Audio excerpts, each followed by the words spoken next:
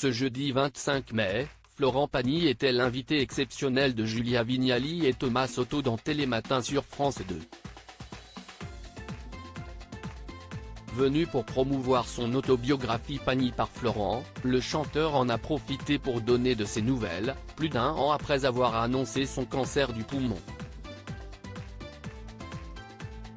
C'était l'événement ce jeudi 25 mai dans Télématin sur France 2.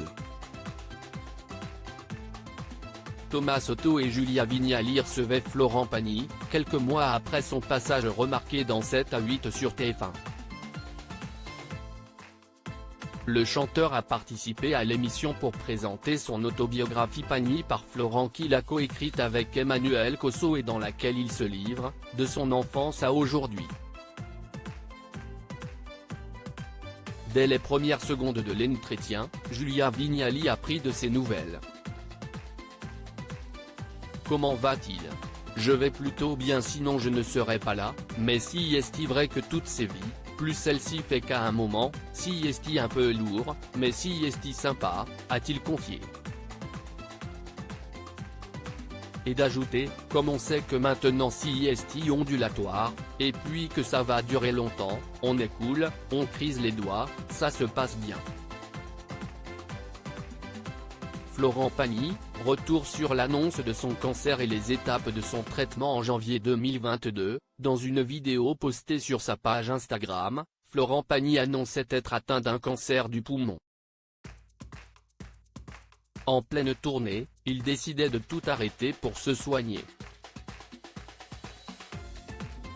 Quelques mois plus tard, en juin de la même année, il révélait aux équipes de 7 à 8 être en rémission.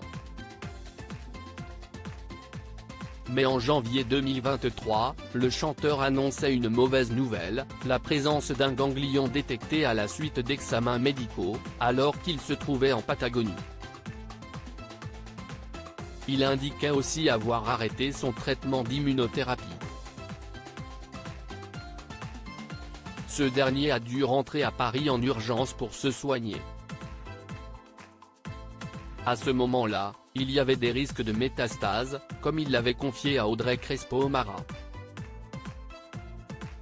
Florent Pagny sur sa maladie, la chimiothérapie est derrière moi. Dans la suite de son échange avec Julia Vignali dans Télématin, Florent Pagny a confié avoir pris conscience de sa maladie.